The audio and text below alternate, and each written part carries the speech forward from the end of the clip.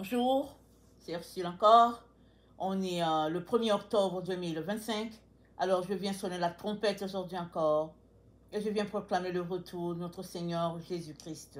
Amen. Soyons tous bénis. Soyons remplis de sa joie. Amen.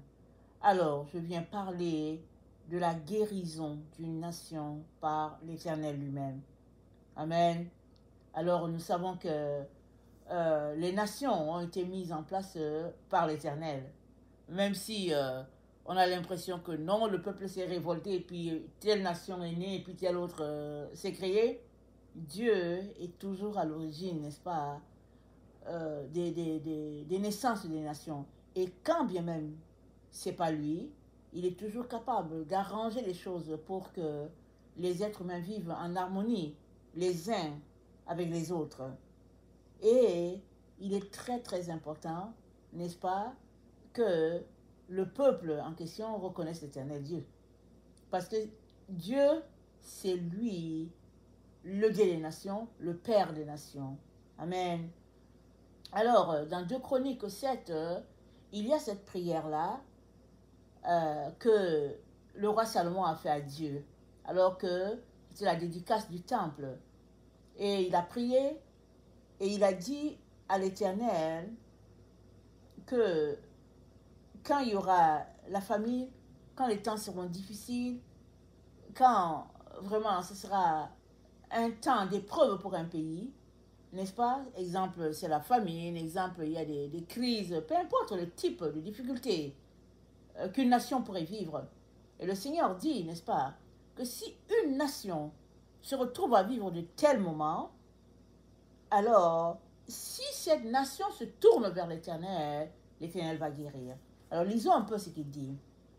Au 2 Chroniques 7, le verset 14. Si mon peuple, sur qui a invoqué mon nom, s'humilie, prie et cherche ma face, s'il se détourne de ses mauvaises voies, je l'exaucerai des cieux, je lui pardonnerai son péché et je guérirai son pays. Mes yeux seront ouverts désormais et mes oreilles seront attentives à la prière faite en ce lieu. Amen. Donc, le point de départ, n'est-ce pas, c'est qu'un peuple reconnaisse son égarement.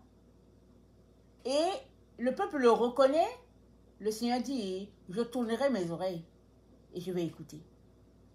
Alors, souvent c'est difficile de rassembler un peuple entier. Mais avec le Seigneur, il suffit d'une seule personne. Il suffit qu'une seule personne se mette à prier, n'est-ce pas, pour une nation, et Dieu lui l'entend. L'exemple qui me vient, c'est l'exemple de Daniel. Daniel était un Judéen qui a été déporté à Babylone, n'est-ce pas? Et il était tellement d'une éducation noble qu'il servait à la cour royale. Et même à la cour royale, servant un roi païen, Daniel était très poli, très courtois et vraiment, il était rempli de sagesse. Si bien que le roi faisait toujours référence à lui quand venait le moment, n'est-ce pas, d'avoir plus de clarté. Mais Daniel a mis en place, il a été nommé chef au-dessus, n'est-ce pas, de tous les sages de Babylone. Et Daniel leur enseignait, n'est-ce pas, les voies de Dieu. C'est-à-dire, imaginez un qui connaisse le Seigneur, qui se retrouve à amener, n'est-ce pas, les autres qui ne connaissent pas Dieu, à connaître ce Dieu-là et à le servir. C'est la chose la plus extraordinaire, n'est-ce pas, qui puisse arriver dans une nation. Et en ce temps, c'était déjà difficile, Jésus n'était pas encore venu. Mais le peuple s'était converti. Même le roi Nebuchadnezzar a reconnu que Dieu, le Dieu de Daniel, était le vrai Dieu. Tout cela pour dire que Dieu ne fait acception de personne. Et quand nous lisons notre Bible, n'est-ce pas, c'est mentionné le peuple d'Israël comme le peuple de Dieu.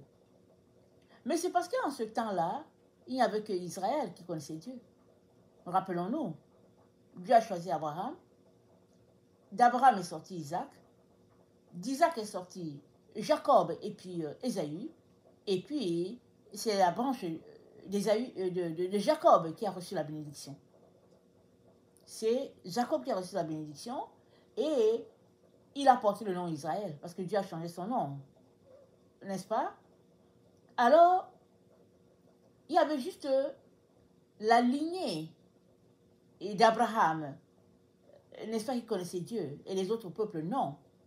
Et Dieu a dit à Abraham, de toi sortira des peuples. Et comment il a procédé? Il a fonctionné de lignée en lignée. Et finalement, de Jacob est venu Judas, de Judas est venu Jésus, et Jésus a sauvé toute la terre. Alléluia et Amen. Jésus a sauvé toute la terre. Si bien que il y a des nations aujourd'hui sur la terre qui sont reconnues être des nations de Dieu à cause de Jésus-Christ, parce qu'elles ont donné leur vie à Jésus. Évidemment, il y a aussi des nations, n'est-ce pas, qui sont reconnues comme des nations qui opposent le Dieu d'Israël, disons le Dieu de la Bible. Et ça aussi, c'est sur la terre.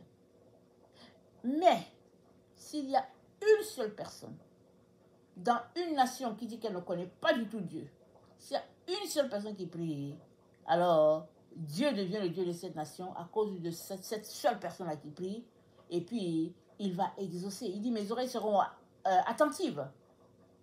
Mais combien de fois, quand une nation avait appartenu à Dieu par ses aïeuls, combien de fois, quand toutes les règles de comportement, de vie, les lois établies dans une nation tirent ses racines du Dieu de la Bible, et que cette nation, s'étant détournée de Dieu, décide de revenir, à combien plus forte raison Dieu aura-t-il les oreilles attentives à cette nation-là?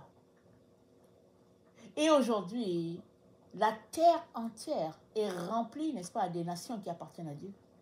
Parce que dans chaque pays, il y a au moins une personne qui connaît le vrai Dieu. Amen, il y a au moins une personne. Alors, il est important qu'on se mette à prier. Même si les autorités sont contre le Dieu de la Bible, même si on est dans une nation où les gens ne veulent rien savoir, n'est-ce pas, du Dieu de la Bible, et que les gens qui invoquent le Dieu de la Bible se cachent, même si c'est ça, il faut toujours prier. Pourquoi? Parce que Dieu a dit, là où il y a un chrétien, c'est le sel de la terre. Là où il y a un chrétien, c'est la lumière. Alors, on prie. Amen. On prie pour nos leaders, on prie pour tout le monde. Et puis, Dieu est capable de toucher leur cœur, de changer, n'est-ce pas, leur voix, de telle sorte que la nation allait dans une direction donnée. Et puis, Dieu est capable de ramener la nation par le leader.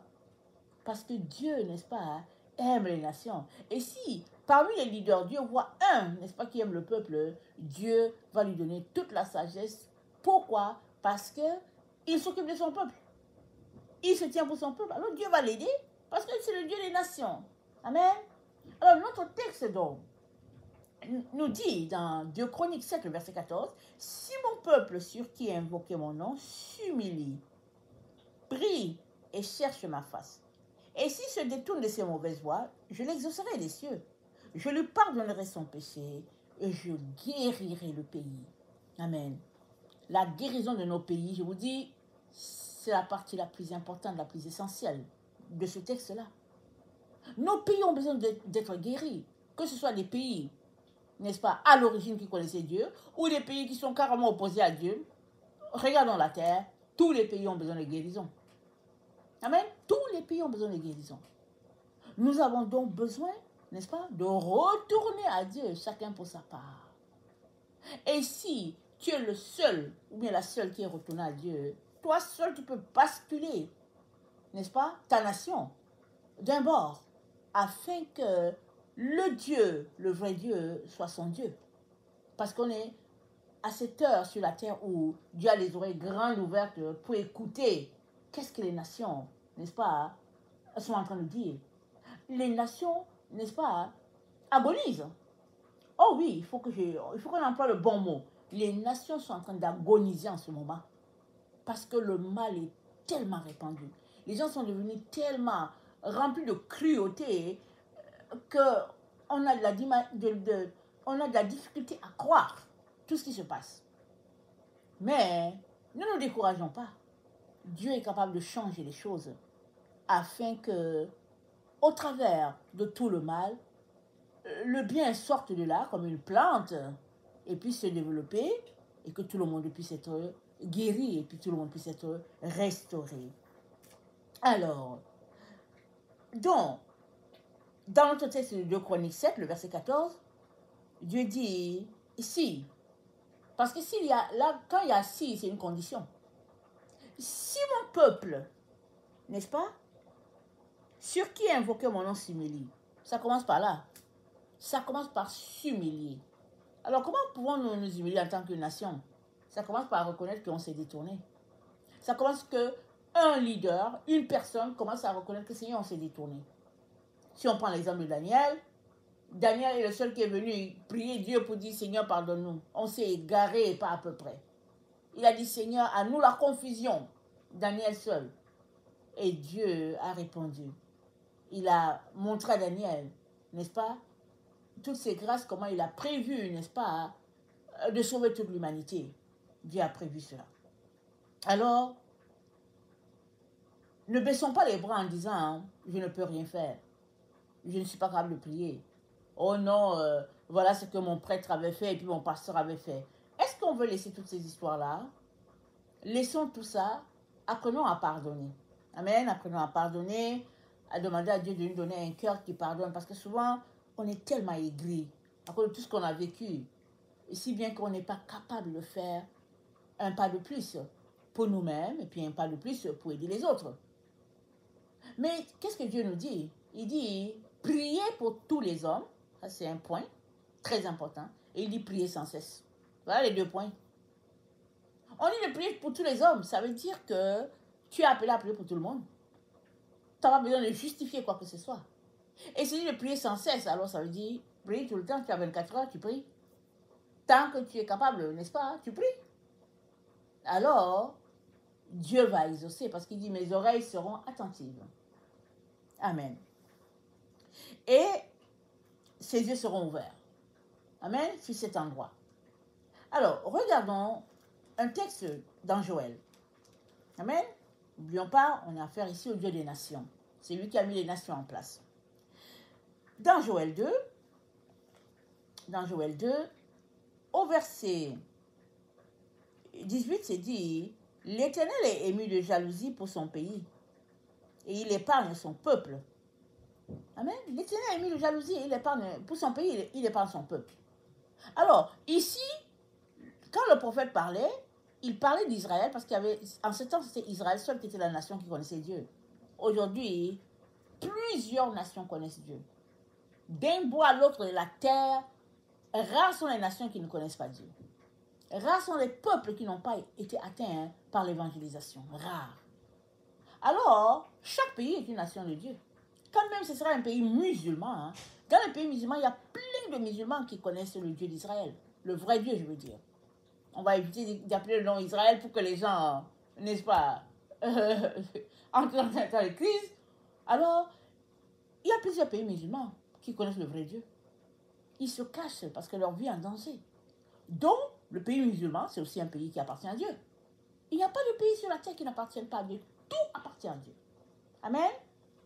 Alors, l'Éternel dit, l'Éternel ému de jalousie pour son pays, il épargne son peuple. Donc, tout ce que Dieu veut, c'est que chaque peuple vive en paix. Que chaque peuple ait de quoi manger et puis soit dans une attitude où la paix règne. Et le plan de Dieu, c'est que la paix puisse régner sur toute la terre, d'un bout à l'autre de la terre. Alors là où on est aujourd'hui, on s'est dit, c'est inimaginable. On s'est dit, mais comment est-ce que ce sera possible? C'est sûr qu'on n'a pas de réponse. Avec notre compréhension, notre intelligence humaine, on ne peut pas répondre à cette question. Mais Dieu, il peut répondre, il sait. Amen. Faisons-lui confiance. Alors, Dieu dit, l'Éternel répond, il dit à son peuple, voici, je vous enverrai le blé, du mou, de l'huile, et vous serez rassasiés, et je ne vous livrerai pas à l'opprobre parmi les nations. J'éloignerai de vous l'ennemi du nord, je le chasserai vers une terre aride et déserte, son avant-garde dans la mer orientale, son arrière-garde dans la mer occidentale, et son infection se répandra, sa puanteur s'élèvera dans les airs, parce qu'il a fait de grandes choses. Terre ne craint pas. sois dans l'allégresse, pardon, et réjouis-toi, car l'Éternel fait de grandes choses.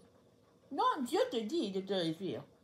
Il dit à ta nation de se réjouir, parce que Dieu a fait de grandes choses. Et qu'il va pousser l'ennemi du nord, de l'est, à l'ouest, il va repousser l'ennemi. Et la base, c'est quoi? C'est si mon peuple s'humilie. La base, c'est que le peuple puisse s'humilier. Au verset 12, Dieu dit, maintenant encore dit l'Éternel, revenez à moi de tout votre cœur. Revenez à moi de tout votre cœur. C'est ça que Dieu veut. Mais quel est le parent sur la terre qui n'est pas content quand l'enfant vient lui dire, papa, je suis désolé, voilà ce que j'ai fait, pardonne-moi. Maman, je suis désolé, voilà ce que j'ai fait, pardonne-moi. Quel est le parent qui n'est pas content? Il est content. Et souvent même, on se sent mal pour l'enfant. On se sent mal.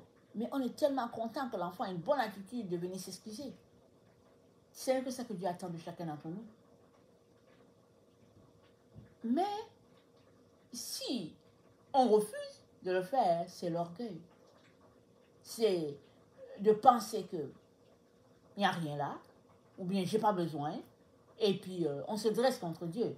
Et quand on est dans une attitude comme ça, c'est plutôt nous qui écopons, n'est-ce pas, les conséquences, et pire, toute notre nation subit. Toute notre nation subit. Pourquoi? Parce que toi, qui as les yeux ouverts, qui est supposé prier, tu ne pries pas. Tu ne pries pas, et puis tu affrontes Dieu. Et à cause de toi, le peuple demeure dans l'ignorance. Alors qu'à cause de toi, le peuple aurait pu être éclairé. Amen. Alors, il est donc de notre devoir, n'est-ce pas, de nous tourner vers Dieu. Alors, dans le verset de Joël 2, Dieu dit, je lui donnerai le blé, le mou, l'huile et tout, il sera rassasié. Aujourd'hui, on peut rire, on peut se dire, oh non, mais nous, on n'a pas ce problème-là. On ne vit pas dans un coin désert de la terre où il n'y a pas à manger. Nous, on regorge de nourriture ici. On peut dire ça. En Occident, on dit ça. Il y a les banques alimentaires, il y a tout ça. Mais au fait, il y a beaucoup de gens en Occident qui sont dans la détresse. Ils ne savent pas où dormir, ils ne savent pas où manger, et puis c'est la galère. Mais souvent, on est tellement pris à penser à notre petit nombril que si on est rassasié, on se dit tout est cool. Mais au fait, Dieu nous amène à voir les choses au-delà de nous. Il nous amène à voir les choses au-delà de nous. Et il nous amène à penser plus grand. À penser aussi à l'autre. La Bible dit, chacun, au lieu de considérer seulement ses intérêts, qu'il considère aussi les intérêts de l'autre. Alors, si tu es bien financièrement et tout, quand tu te mets à considérer les intérêts de l'autre, tu vas voir que, tiens, les gens souffrent beaucoup. Et qu'est-ce que je peux faire, moi, Seigneur? Il se pourrait que Dieu puisse te demander de l'argent pour les gens, comme il a demandé aux jeunes riches de donner ce qu'il avait aux pauvres. Mais très très souvent, Dieu va demander la prière. Il va te demander de t'investir pour prier, afin qu'il puisse être connu des gens. Si bien que, s'il est connu, chaque personne va se mettre à prier pour elle-même. Et puis aussi, prier pour les autres. Et aussi, chaque personne va se réveiller à la réalité des choses. Et, n'est-ce pas, les cœurs seront transformés.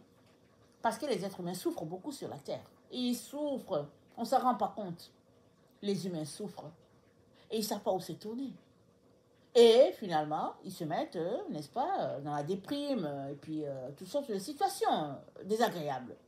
Mais si dans la ville, il y a une seule personne qui prie, alors voilà, elle peut entraîner avec elle beaucoup d'autres personnes. Amen. Et tout ça, c'est pas parce que Dieu est un despote qui veut nous écraser. Non, non, non, du tout. Dieu est un Père qui nous aime et tout ce qu'il veut, n'est-ce pas, c'est nous amener à posséder notre droit. Dieu nous a donné les droits. On a les droits à l'endroit où on se trouve, n'est-ce pas? Dieu, n'est-ce pas, a doté Adam, n'est-ce pas, du règne sur toute la terre.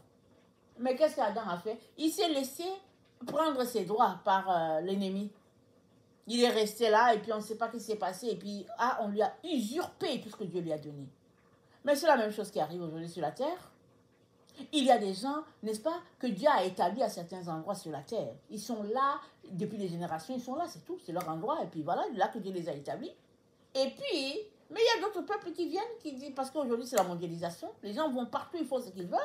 Alors si tu ne pries pas, n'est-ce pas, ça c'est l'histoire des nations. Si tu ne pries pas, il y en a qui vont venir, ils vont juste prendre ce qu'ils n'ont pas planté, ce qu'ils n'ont pas sémé. Et en plus de ça, c'est pas ça le plus grave. Le plus grave, c'est pas les choses. Le plus grave, c'est qu'ils vont chasser ton Dieu. Or, toi, tu connais le vrai Dieu. Tu t'es détourné de lui. Ben, eux, ils viennent avec leur Dieu, hein, qui n'est pas Dieu, pour soumettre les gens, pour les écraser et pour les terminer. Parce que voilà ce qui se passe sur la terre. Mais, qu'est-ce que Dieu fait? Il nous dit, si mon peuple sur qui a invoqué mon nom s'humilie, prie et cherche ma face, se détourne de ses mauvaises voies, je l'exaucerai, je guérirai son pays.